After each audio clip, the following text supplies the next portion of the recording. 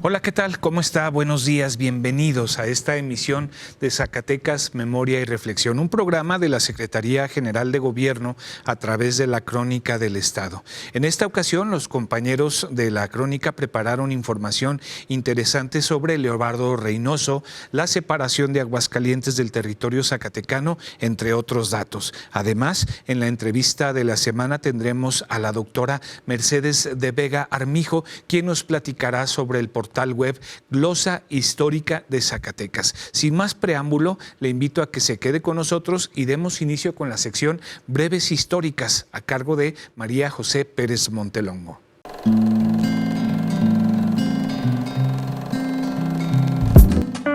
Buenos días. Gracias por permitirme compartir este espacio donde haré mención de algunos datos históricos de nuestro estado de Zacatecas. Esteban Castorena Acosta. ¿Has escuchado este nombre? Nació en Ojocalientes, Zacatecas, fue benefactor de la clase obrera y de la educación. Instituyó la Sociedad Mutualista de Agentes Viajeros de la República Mexicana y fundó escuelas en los municipios de Ojocaliente, Pinos, Luis Moya, Cañitas de Felipe Pescador, entre otros. ¿Sabías que un zacatecano presidió la Cruz Blanca Neutra? El médico Rosendo Amor Esparza ejerció el cargo de presidente del Servicio de Atención Médica Voluntaria en el año de 1911 durante la Decena Trágica. ¿Conoces la obra Continuación del Bosquejo Histórico de Zacatecas? El historiador Salvador Vidal García realizó esta investigación que es parte de la continuación del trabajo de Elías Amador, una reseña histórica de Zacatecas, desde sus orígenes prehispánicos hasta el siglo XIX. Para Zacatecas, Memoria y Reflexión, María José Pérez Montelongo.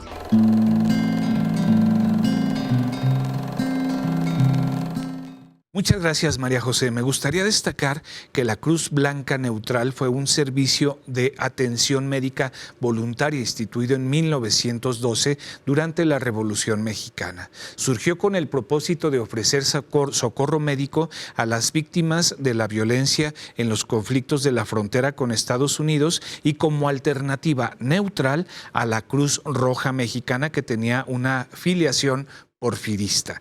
Continuamos con la siguiente sección. ¿Conoce usted Tepetongo? ¿Ha caminado por sus calles o escuchado sobre la antigua prosperidad de sus haciendas? En esta ocasión, Ana Murillo, en su comentario sobre el libro de la semana, nos hablará sobre la monografía de Tepetongo de José Cupertino González de grata memoria. Vamos a ver la información que ha preparado.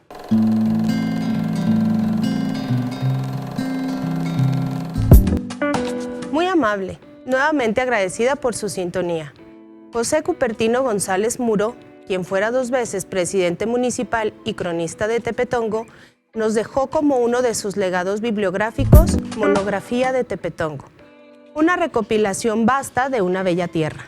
Monografía de Tepetongo presenta un extraordinario contenido que nos permite conocer desde dentro el acontecer histórico de un destacado lugar más del estado de Zacatecas, sus tradiciones, su cultura, sus fiestas y costumbres. Narrativa que nos lo describe geográficamente, pero también económica, política y socialmente. El texto se suma a una serie de grandes aportes que tienen a bien compartirnos las riquezas de nuestra entidad. Así, don José Cupertino González Muro nos presentó interesantes acontecimientos históricos narrados cronológicamente, los personajes ilustres que, de igual manera, han hecho y escrito la historia de Tepetongo.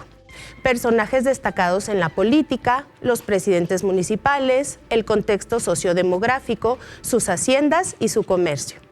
Tepetongo, ubicado al suroeste del estado de Zacatecas, a 85 kilómetros de la capital, le invitamos a viajar y disfrutar de su cultura, música y famosa gastronomía.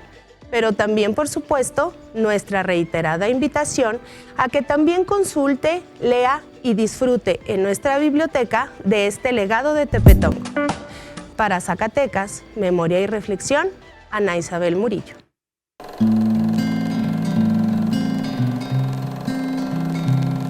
Muchas gracias, Ana. Le reitero la invitación para visitar la Biblioteca de la Crónica del Estado que se encuentra en el patio posterior de Palacio de Gobierno. Antes de irnos a la pausa, permítame recordarle también que siga la página de Facebook de la Crónica del Estado, en la que podrá enterarse de nuestros eventos y de la información que se comparte allí diariamente. Por favor, permanezca con nosotros para que no se pierda la entrevista que viene a continuación con la doctora Mercedes de Vega.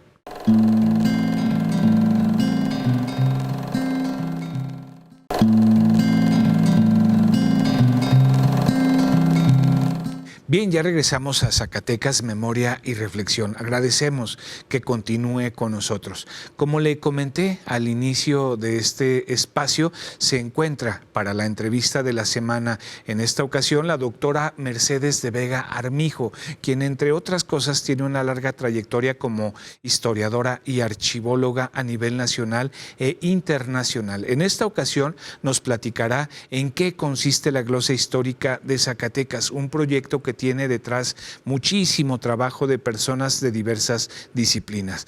Vamos pues a la entrevista de esta semana.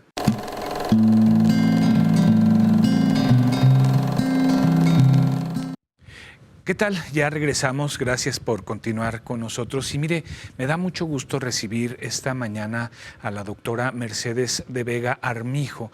Ella es historiadora y bueno, pues ha desempeñado diferentes funciones en el ámbito gubernamental a nivel federal. Fue la directora del Archivo Nacional, es el Archivo General de la Nación, el AGN, y también fue directora general de archivos en Zacatecas, en la administración del exgobernador Alejandro Tello, pero ella pues sigue activa en esta dinámica de la historia y de la historiografía, y hace unas par de semanas aproximadamente tuvo a bien presentar en el Museo de Arte Abstracto Manuel Felgueres lo que es no es compendio, es la glosa histórica de Zacatecas. Así es. Es la glosa histórica de Zacatecas, pero tiene características muy interesantes. Es decir, ahora esta glosa histórica no está en un formato impreso como se acostumbra habitualmente, sino que va por la vía del Internet, y esto, desde mi punto de vista, democratiza la historia y permite un mayor acceso a la historia de Zacatecas. Y bueno, doctora, gracias por esta plática esta mañana aquí con nosotros. ¿Cómo surge la idea de desarrollar esta glosa histórica de Zacatecas?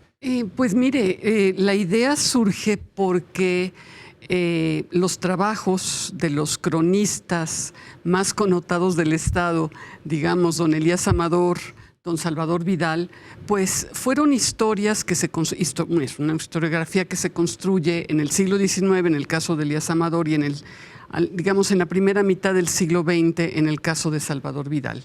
Entonces, consideramos que era necesario poner al día la historia de Zacatecas, y que a lo largo de todo el siglo XX se habían acumulado una serie de fuentes documentales en archivos, en bibliotecas, en archivos nacionales, en archivos extranjeros, que había que explotar para hacer una revisión del desarrollo histórico de Zacatecas. Entonces se pensó en dividir la historia del Estado en 5 periodos que van de Mesoamérica hasta el primer periodo, posteriormente el virreinato, posteriormente el periodo 1808 a 1867, 1867 a 1940 y por último de 1940 a 1991. Entonces, lo que ofrece la glosa histórica es una nueva interpretación de los principales acontecimientos de la evolución de Zacatecas. En este sentido, quiero señalar que es una historia general, Es decir, no es una historia que se especializa, digamos, en un periodo específico o en un suceso específico, digamos, el cardenismo o la historia agraria o la historia política, sino que en tanto que es historia general, en todos los periodos se abordan distintos aspectos de la evolución de Zacatecas. La minería, la ganadería, la agricultura, la política, la cultura, etcétera, etcétera. Es decir, ofrece una síntesis de lo que los historiadores que participaron en la hechura de este trabajo consideraron los aspectos más definitorios de la evolución del Estado. Ahora, esto, doctora, pues es una labor, valga la expresión, titánica. O sea, bueno, revisar cada periodo de la historia de Zacatecas y en su momento aportarle nuevos datos, pues implica una labor titánica. ¿Quiénes participan en este ambicioso proyecto, doctora? Sí, quiero señalar en primer lugar al director de la obra, Jesús Flores Olague, zacatecano, historiador, poeta, quien diseñó el trabajo, el proyecto de la glosa histórica de Zacatecas y estuvo al pendiente de la evolución de este trabajo hasta su fallecimiento en el año 22. Él fue además quien escribió la parte correspondiente a Mesoamérica. Y sí quiero destacar que es lo que él prepara es algo muy novedoso sobre la historia prehispánica del Estado. ¿Por qué? Porque no es un trabajo hecho por arqueólogos, es el trabajo que hace un historiador respecto de la evolución histórica del mundo prehispánico en Zacatecas. Posteriormente, en el virreinato participó como coordinador Carlos Empatazadurian, que es un muy connotado historiador del periodo virreinal, junto con Juan Manuel Pérez Ceballos, con Valentina Garza Martínez y con Luis Fernando Flores Olague. El periodo de 1808 a 1867, en ese periodo participaron dos de mis coautores, Juan Ortiz Escamilla y Sonia Pérez Toledo, y me correspondió coordinar este periodo. El periodo que va de 1867 a 1940 participan Sandra Kunstfiker y Luis Jauregui Frías. Y por último, en el periodo de 40 a 91, Laura de la Lizal, Ariel Rodríguez Curi y Víctor Manuel Muñoz Patraca. Ellos son, digamos, los autores de este gran proyecto sobre la historia de Zacatecas. ¿Cuánto tiempo les llevó terminar este proyecto? Bueno, la glosa histórica de Zacatecas ha tenido varios periodos. Primero que nada fue la hechura propiamente dicha de la historia, que nos tomó alrededor de 4 años. Pero después vino un periodo complejo en términos de su publicación. Entonces, se publicaron 2 resúmenes de esta gran historia, que es la breve historia de Zacatecas, publicada por el Fondo de Cultura Económica y por el Colegio de México, y otro resumen más amplio, mucho más amplio que el que se publicó por el Fondo de Cultura, que es La fragua de una leyenda, historia mínima de Zacatecas. Entonces, ha tenido varias etapas. La última etapa es precisamente la conversión de todos los materiales que conforman esta historia en una plataforma digital, para que, como señalaba usted, se democratice, se amplíe digamos, la posibilidad de que cualquier ciudadano con acceso a Internet pueda tener el conocimiento que ahí se ofrece sobre la historia de este Estado. Bien, ahora, doctora, me llama la atención cómo se establecen los periodos. Sí. ¿Qué criterios se utilizaron para establecer estos periodos? ¿Por qué llega, por decirlo de alguna manera, hasta 1991? Los periodos, digamos que siguen de alguna manera una periodización tradicional de la historia de Zacatecas, época prehispánica, virreinato. En el caso del periodo que yo abordo, que va de 1808 a 67, consideramos que el corte debería ser en el 67 porque de 1808 a ese año, digamos que estamos en vías de construir el Estado Nacional.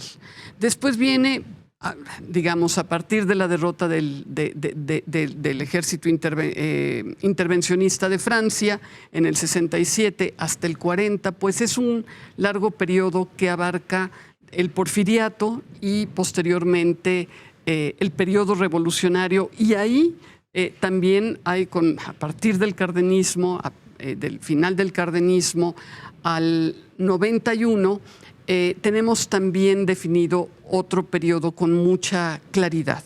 En el caso de este último periodo era una de las razones que nos llevó a concluir en ese periodo la historia era la posibilidad de tener acceso a las fuentes. Y esto porque generalmente los periodos más recientes, el acceso a las fuentes se vuelve más complicado.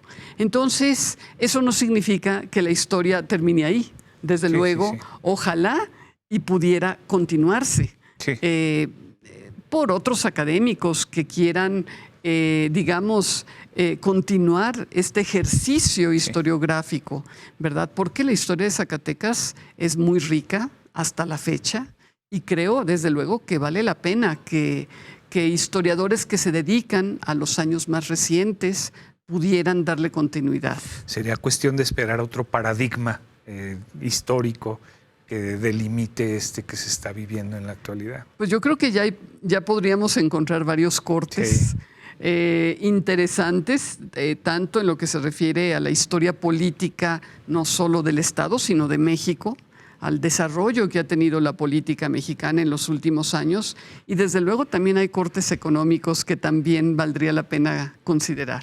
Sí. Doctora, ¿dónde se puede consultar esta glosa?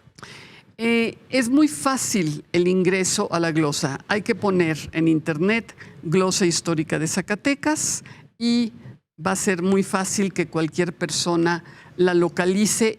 La plataforma está alojada en el portal del Instituto Zacatecano de Cultura. Entonces, pueden entrar por la vía del instituto o bien escribiendo el nombre de Glosa Histórica de Zacatecas. Bien, pues ahí tienen ustedes esta invitación a conocer la historia de Zacatecas con estos datos que la enriquecen y que, se integran ya en esta glosa histórica de Zacatecas en la página que nos comenta la doctora Mercedes, o a través de la página del Instituto Zacatecano de Cultura Ramón López Velarde. Ahí está abierta, es una página muy agradable, muy amigable, que se puede navegar con mucha facilidad y que además es muy amena. Doctora, mil gracias por esta visita esta mañana. Al contrario, muchas gracias a usted y también, desde luego, al público que nos hace el favor de escucharnos. Muchas gracias. Y ojalá y se dé próximamente una nueva charla. Con todo gusto. Gracias, doctora. Nosotros enseguida regresamos.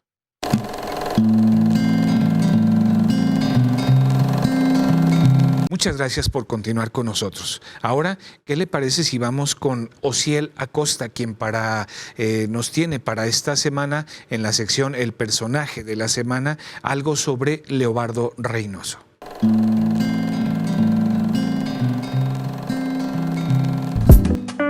El día de hoy vengo a hablarles de Leobardo Reynoso Gutiérrez.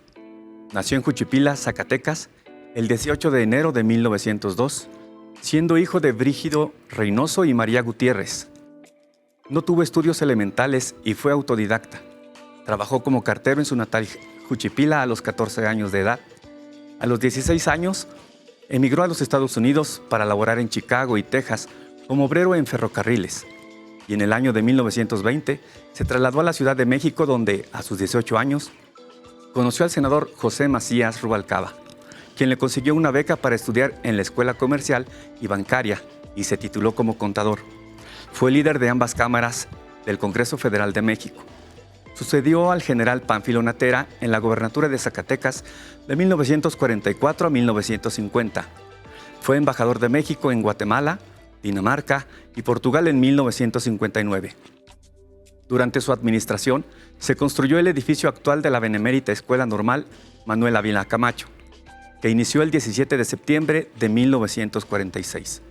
Se le atribuye la construcción de algunas de las presas más importantes del estado, como la que lleva su nombre, Leobardo Reynoso, situada en el municipio de Fresnillo, la Miguel Alemán, ubicada en el municipio de Tepechitlán, y la de Achoquén, en el municipio de Aposol, entre otras. También impulsó la construcción de escuelas y carreteras, entre las que destacan la carretera de Moyagua, la de Ixtlahuacán a Guadalajara, la carretera Jalpa a Aguascalientes y la pavimentación de la carretera desde Jerez hasta Mezquital del Oro. Como gobernador de Zacatecas, le tocó inaugurar varias obras materiales, entre las que se encuentran la Fuente de los Conquistadores, el 9 de septiembre de 1946, en el marco de los festejos del 4º centenario de la Fundación de Zacatecas, ubicada en la calle que desde esa fecha lleva el nombre de Juan de Tolosa. En 1948, construyó la Casa del Gobierno del Estado, que hasta 1962 se destinó la residencia a visitantes distinguidos y estudiantes de bajos recursos. Tras pasar por diferentes usos, el inmueble pasó a ser propiedad del Gobierno del Estado, en convenio con el Instituto Nacional de Bellas Artes, para acondicionar el inmueble en el primer Museo de Artes de Zacatecas. En 1978, en este edificio se instaló el Museo Francisco Goitia. Finalmente, Leobardo Reynoso Gutiérrez murió en la Ciudad de México el 2 de mayo de 1993, a los 91 años de edad. Para Zacatecas, Memoria y Reflexión, Eddie Acosta.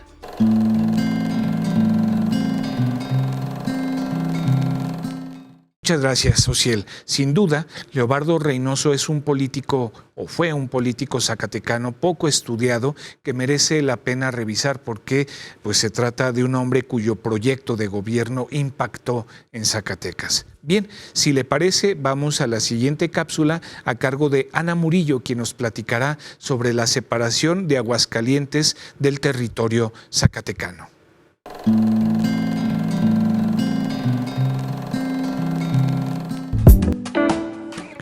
La separación de Aguascalientes del estado de Zacatecas.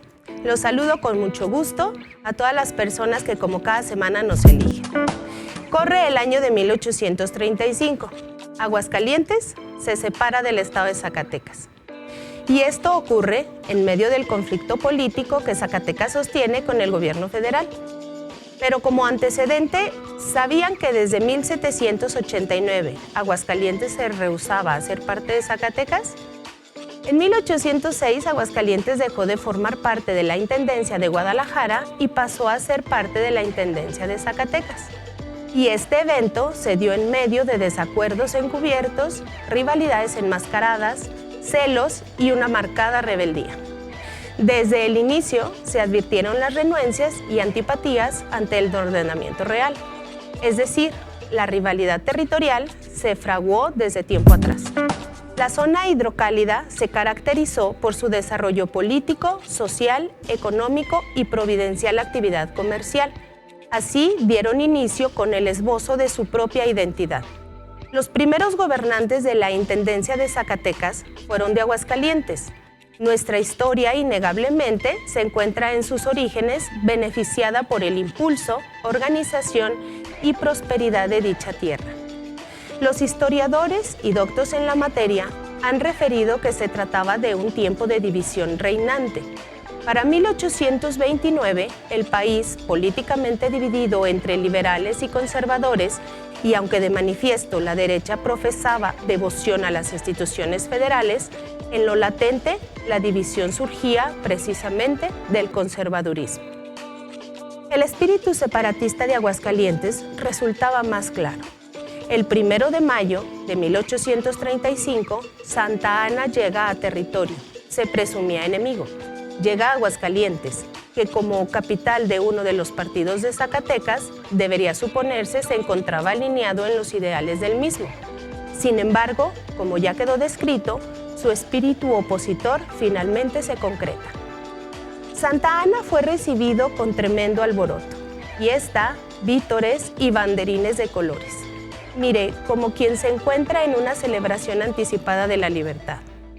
La noche que pasó en Aguascalientes fue amablemente hospedado por Pedro García Rojas, un importante lugareño, y atendido en consecuencia por la esposa de este, Luisa Fernández Villa, quien ni tarda ni perezosa aprovechó la perfecta ocasión para abordar y por fin poder concretar la emancipación de Aguascalientes. Su cálida amabilidad y un beso en la mejilla bastaron para que al día siguiente Santa Ana, en reunión abierta de cabildo, con exposición sustentada de relevantes motivos y a modo resolutivo, decretara: la ciudad de Aguascalientes, que hasta ahora ha pertenecido al estado de Zacatecas, componiendo una de sus municipalidades, de hoy en adelante se emancipa e independe del mismo estado, y es su voluntad constituirse en territorio, poniendo esta determinación en conocimiento de los supremos poderes legislativo y ejecutivo de la Unión, solicitando su superior aprobación. Para Zacatecas, Memoria y Reflexión, Ana Isabel Murillo.